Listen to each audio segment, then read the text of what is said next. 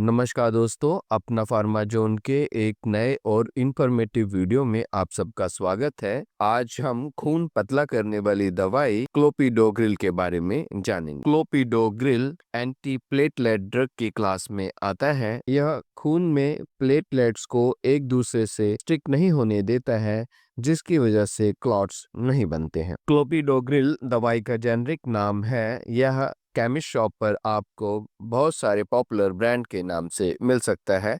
कुछ प्रमुख हैं डेप्लेट, क्लेविक्स, क्लोपीटैब, प्लेविक्स, क्लोपीवास 75 mg। हो सकता है आपके एरिया में यह किसी और नाम से मिलता हो। क्लोपिडोग्रिल 75 mg 150 mg टैबलेट की फॉर्म में आता है।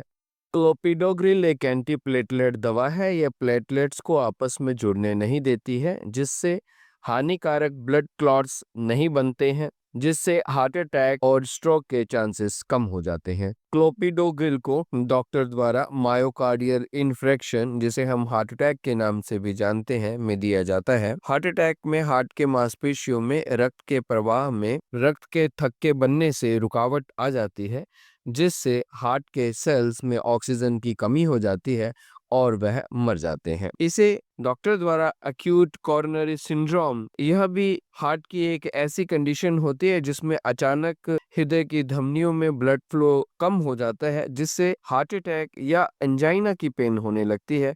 इसे स्ट्रोक में भी दिया जाता है। स्ट्रोक एक ऐसी कंडीशन है, यह दो प्रकार का होता है। एक तो जिसे हम हेमोरेजिक स्ट्रोक कहते हैं, जिसमें ब्लड वेसल्स जो ब्लड को लेकर आपके ब्रेन में जा रही हैं वह पंक्चर हो जाती हैं या बर्स्ट हो जाती हैं, जिससे ब्लड जो है वह ब्रेन के अंदर लीक हो जाता है, जिसकी वजह से ब्रेन का प्रेशर बढ़ जाता है और पेशेंट को स्ट्रोक हो। दूसरी सिचुएशन में जो ब्लड वेसल्स हैं उनमें क्लॉट होने की वजह से ब्रेन के सेल्स को ऑक्सीजन नहीं मिलती है, जिसकी वजह से ब्रेन सेल्स डेड हो जाते हैं, जिसकी वजह से स्ट्रोक हो जाता है। ऐसी सिचुएशन में भी डॉक्टर आपको क्लोपिडोग्रिल रिकमेंड करता है। डॉक्टर द्वारा इसे पेरिफेरल आर्टेरियल डिजीज में भी दिया जाता है। यह एक ऐसी कंडीशन है जिसमें खून को ले जाने वाली वेसल्स यानी ब्लड वेसल्स हाथ पैरों की सिकुड़ जाती हैं, जिससे ब्लड का फ्लो जो है वो कम हो जाता है, जिसकी वजह से हाथ पैरों में दर्द रहते हैं, नंबनेस रहता है।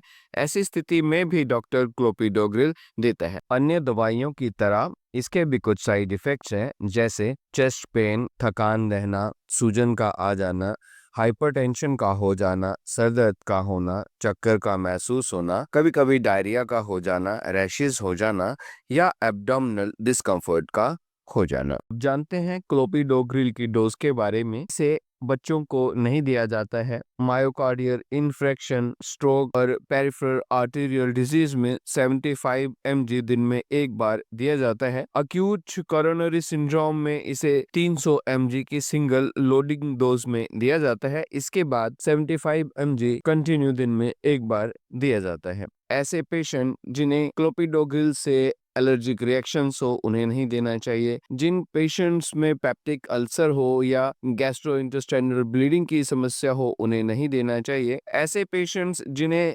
किडनी या लिवर इम्पेयरमेंट हो, उन्हें भी यह नहीं देनी चाहिए। जिन पेशेंट्स में ब्लीडिंग हो रही हो, ट्रॉमा सर्जरी है, उन्हें भी यह नहीं देना चाहिए।